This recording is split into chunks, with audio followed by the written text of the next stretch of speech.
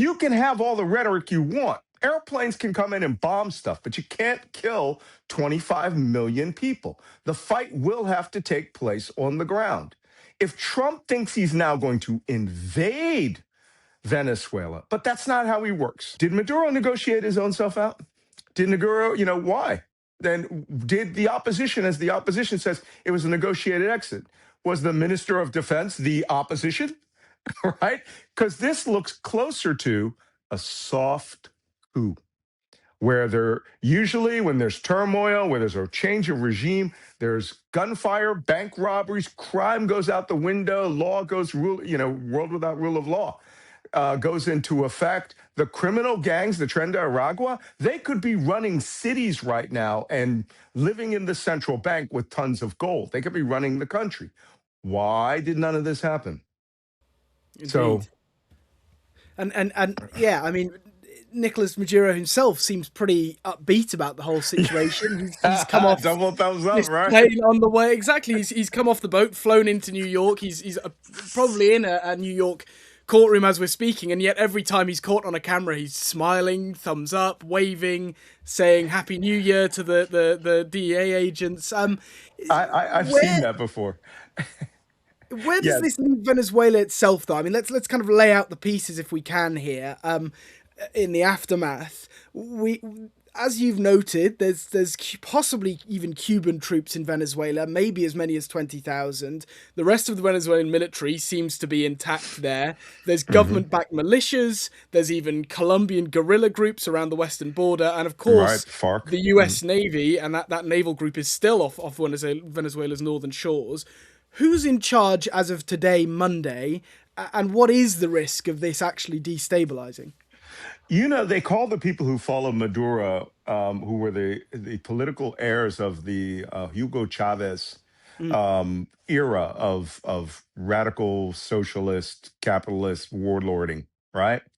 That hybrid, get rid of the socialist capitalist, the radical warlording, right? And Hugo Chavez, his followers are known as Chavistas, and everyone who follows Maduro are Chavistas.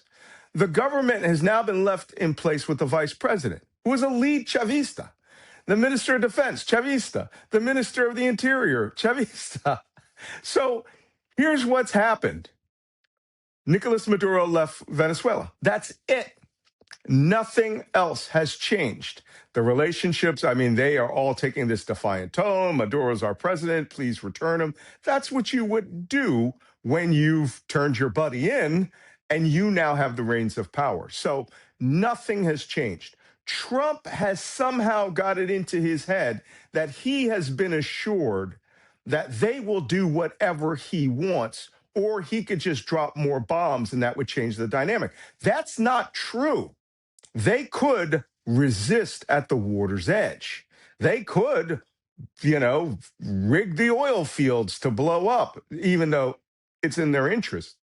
Just in the last 24 hours or 48 hours, every one of the sanction breaking tankers that were in that country, 14 right now, are moving, and they are heading out to the high seas, turning off their locator beacons, and they are duping the U.S. Navy. And they're probably, the bulk of them will get away with their oil loads. And there are 88 other sanctioned vessels around the world that were associated with Russia and Iran and Venezuelan oil that will do that. Another that will get away. Another component of this is a lot of that oil went to Cuba.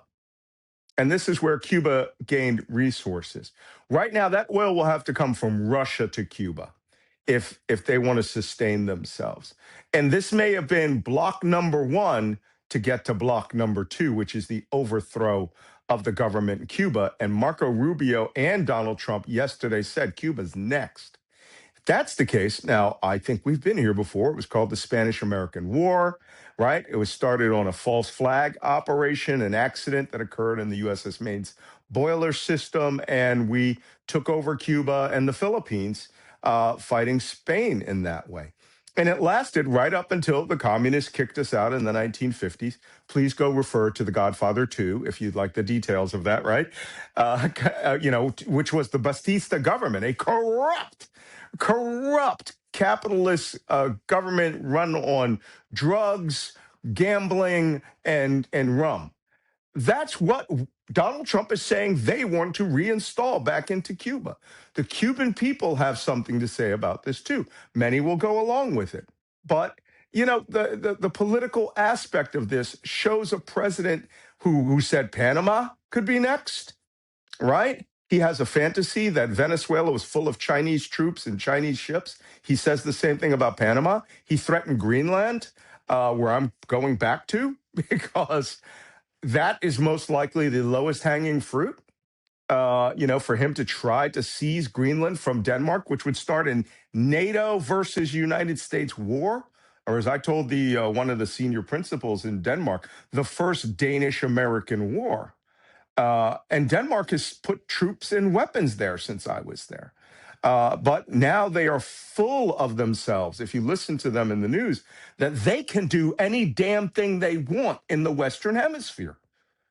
This is madness. And right now, because there is no Congress to control them, there's a Duma, right? A Russian state-like government that just rubber stamps everything, a Politburo that rubber stamps anything Trump does. But people will start dying soon if we execute any of these ridiculous fantasies. Actually, when you and I spoke about Greenland, there's 50,000 people there. There are 30,000 high caliber silenced caribou hunting rifles there of 300 Win Mag or higher.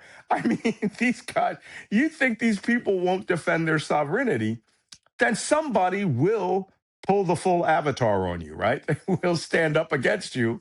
And you think that they're a bunch of peace-loving hippies, or they're Cubanos who are just going to roll over and say, yay, we can all go to Miami. This could get very, very nasty. And it's not even clear if this is quite yet mission successful in Venezuela, is it? I mean, over the weekend, Trump announced that there was going to be a U.S. occupation of Venezuela. Marco Rubio since walked that back, but there does, as you say, still seem to be this plan to somehow take control of the oil industry. Can the U.S. military snatch and grab an entire oil industry? I mean, where does this go next? Let's give Trump credit for one time being accurate with his words, okay? And this is, just mark it down on a calendar because this is rare. He said, we will run Venezuela. He did not say we will occupy Venezuela. Now, full disclosure, been there on the occupied and run a country thing when I was at the, Republican Palace in Baghdad with Paul Bremer, trying to run Iraq. And as an Arabic speaking intelligence professional, my opinions were not welcome, right? They wanted to live their fantasy that the Iraqis loved us, and they didn't know the difference between Sunni and Shia, right? So same thing with this. Trump said they will run Venezuela. Marco Rubio and others have clarified they are going to run it through coercion. They will run it by threatening the lives of the vice president. Then Trump came out yesterday afternoon and said, she will do what we say, or I will do things to her that are worse than Maduro, which is threatening that person's life.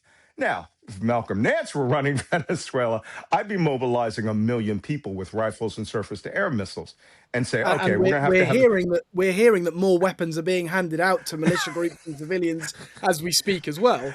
So because you can have all the rhetoric you want. Airplanes can come in and bomb stuff, but you can't kill 25 million people. The fight will have to take place on the ground.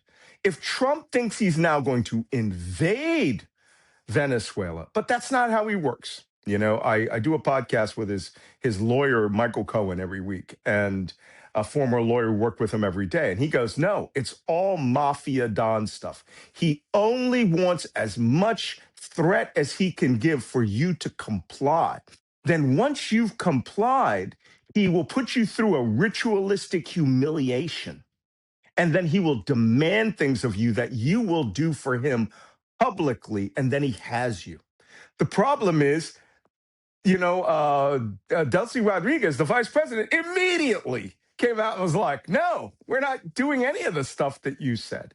Trump seems to think that he has Somebody there, a lot of people there are saying, you now have a big stick. You can kill anyone. You can snatch anyone. It was only by the grace of God that a helicopter wasn't shot down. Although one of the helicopters that was a troop carrier was badly damaged, and several U.S. personnel were shot and wounded. That already plays lie to the rumor or to the statement they made that there were zero casualties. And you don't know if someone's going to die from their injuries, But that being said, you can threaten all you want. As I said in one of my tweets, if you don't take that place and change it fundamentally, your bite at the apple is over. It's the next bite where they could say, hey, we're mobilizing the country, we're nationalizing the oil, you're never getting this back. Come and take it. Now you're in a street fight. You're in a jungle fight with people with flip-flops, and we have never won a war against people in flip-flops. So we can say for certain, as of right now, the Venezuelan military and government, they're still in control of Venezuela. 100%. Oh, let me rephrase that. That's not true. 99.8%. The 0.2% is Maduro, right? He's gone. Nothing has changed. And whoever is saying that it's regime change, and there were not public outcries of excitement and cheers in the streets. Every video we have seen was either AI generated by Elon Musk or was in Miami. Okay? And here's the kicker. Trump has already removed the protective status against the 600,000 Venezuelans in the United States. Mark my words, in the next 48 to 96 hours, Trump will come out and say, I am sending all the Venezuelans back because the country has gone with Maduro and you're safe. No, the entire regime that forced those people out is still intact and they have long memories, and he would be sending many people back to their deaths. But this is also immigration warfare is also a component of his, right? Cleansing America of Latinos.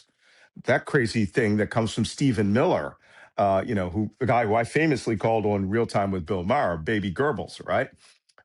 These people are hell-bent on this, forcing people out at the same time saying, oh, I cleaned up your country, you have to leave now. You've been watching Frontline for Times Radio with me, Louis Sykes. For more on the war in Ukraine, you can subscribe to our YouTube channel, or you can also sign up for a membership where you'll get exclusive content and access to videos earlier than you would otherwise. And remember, for the latest news and analysis, you can read The Times at thetimes.com, or you can listen to Times Radio. And if you want to hear more from Frontline, you can also hear us in podcast form. Just look for Times Radio's Frontline wherever you get your podcasts. Thanks very much. Goodbye.